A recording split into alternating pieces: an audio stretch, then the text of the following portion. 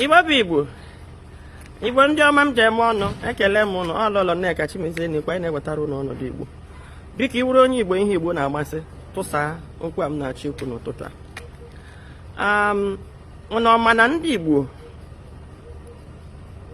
anyị kwesịrị iso na ndị ga na-erule the world.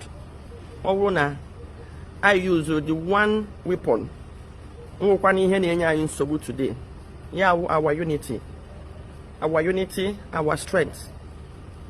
Ịnọkọ ọnụ were otu olu na-eme ga-eme onye Igbo ọbụla dị more powerful than ịdị na-agba as an individual, ịdị na work as an individual. And enwere vision m nwere sometime ebe mmụọ m sị m that our strength lies in our unity, then our destruction lies in our disunity. I went to a little bit of gift of prophecy or visions. And then it seems that for Igbos to unite, Ogade as easy as ABCD. And at the same time, Ogade as hard as a camel passing through the eyes of a needle. I thought it was a joke. Here around 2012. Then Osikwa no one na nye me ho so anyi nwa bụ ndị Igbo. Unite were ofu olu kube mebe. Na ọnọdụ ndị Igbo, ọnọdụ ụmụ Israel na Egypt. Ọnọdụ ndị Igbo ga-adị worst ma ụmụ anyị mụrụ amụ. Ọ bụrụ na ụmụ Israel nọrọ na Egypt for 400 years and it took the grace of God ịkpọpụta ha nọ. So achọrọ m ka onye Igbo ọbụla na-ege m ntị mara the value of unity. And the MG kwete ihe awụ na onye ọma na-asị ndị Igbo unite were otu olu dịka otu ndị ugwu si wee unite na Lagos a. Anyị ga-achịnwu Lagos. Awa mụnwa tupu ndị ọzọ ụmụnne anyị ji ọnụ m anyị uru na Lagos.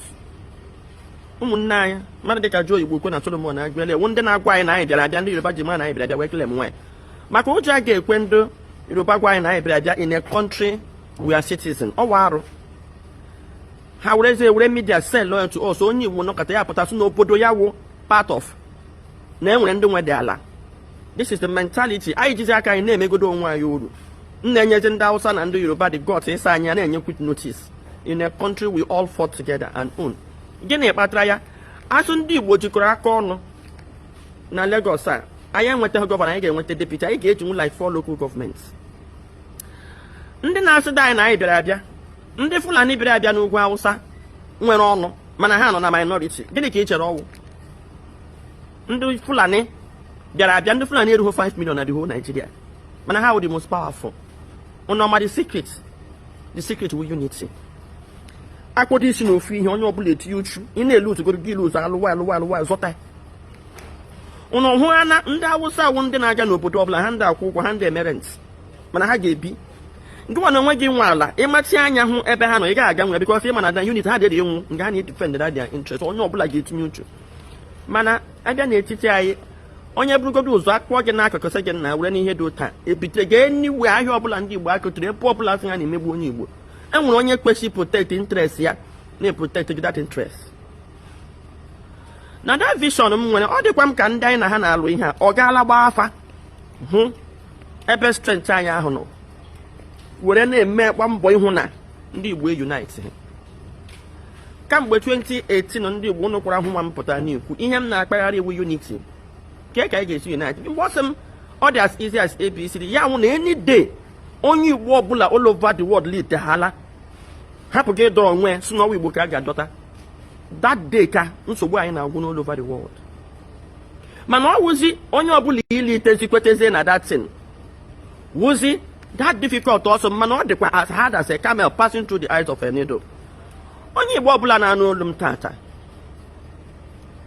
ka ilite were otu obi m wee lite na-akpagharị ana m ahụ ụzọ most of ihe na-eme na ahụcha na m ya. Ihe m ji gawa n'ala Igbo ihe m gara 3 years suicide mission na-eripọt ọdịdị ọdịnarị m na-ahụ ihe ga-eme ọdịnihu ya na inu m na-aga na-agba mbọ na-emepechi ihe ndị iro na-eme wee na-akpagharị otu niile ndị Igbo nwere.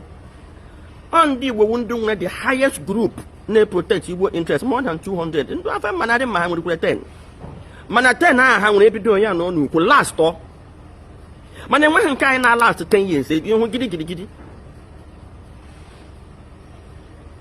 And then ha niile na-abịaziwo political platforms. Even both our grassroots ma ụmụnna nna-echedo anyị ma ndị town unions, PGs, ihe niile ahụ awụọla platform for politics. To be honest, politicians anyị from the governors chịkọ ihe ọbụla bụ Igbo wee na pocket, and then the presidents are chịkọ ndị governor wee na pocket. So anyị nọ n'aka ndị iro n'ọba aka ndị iro right now. So onye ọbụla lite na-ekwu okwu unity ahụ, ndị gọvanọ na-ahụ ya as enemy, then federal government ahụzie ya as enemy. And then ndị gọvanọ anyị hụrụ na federal government nwere the power iwepụ ha kwuo anything, and then dị ụtọ omume ha anụnwa ha emego mee ndị Igbo ruo n'ọmakwana. Ị gaa na East ugbu a ndị Igbo like ahụrụ m ebe udo ga-achị gbara mmadụ egbe, ndị mmadụ kwụ na ka na-eti ihe ọ dị eme mbụ a ga-akụgbu ha that place. Emee na anyị tinye anyị ụjọ na arụ nke wụ na anyị a na-emegharị ahụ. Ọ ya ka m jiri sọsọ otu m ma ugbu a ndị gọọmenti na anyị na-ejighị wụ IPOB, and ha na-agba mbọ whatever they can ka ha weta IPOB tinye n'ọba aka ha. Ihe a m na-ekwu ga-enwe part 2 process ndị gọvanọ anyị jikwa echi nweta IPOB. Ya ka m ji eti ndị Igbo biko na whatever happens ka anyị rally around the IPOB. Kama gbachie ha olu, a ga-agbachikwa ha olu, a ga-agbachi ha olu. IPOB atarịala asụ otu. Condition ndị gọvanọ anyị na-enye Nnamdi Kanu ka e were wepụta ya. Nnamdi Kanu were IPOB wee ga ha n'aka. Ọ ihe na-eme. Take it to the bank. Na the part 2 ka ụnụ ga-anụ ka m ga-enye ụnụ process ha na-agara now imeke sure na ha nwetara IPOB destroy ya. Mana Igbo niile ana m ayọ ụnụ biko ụnụ ekwele ka destroy ya IPOB ma ọwụ ka IPOB ba aga n'aka politician, rather ka ha na ndị IPOB work hand in hand, mana ọwụ IPOB ba ha n'ọba aka. Ndewo.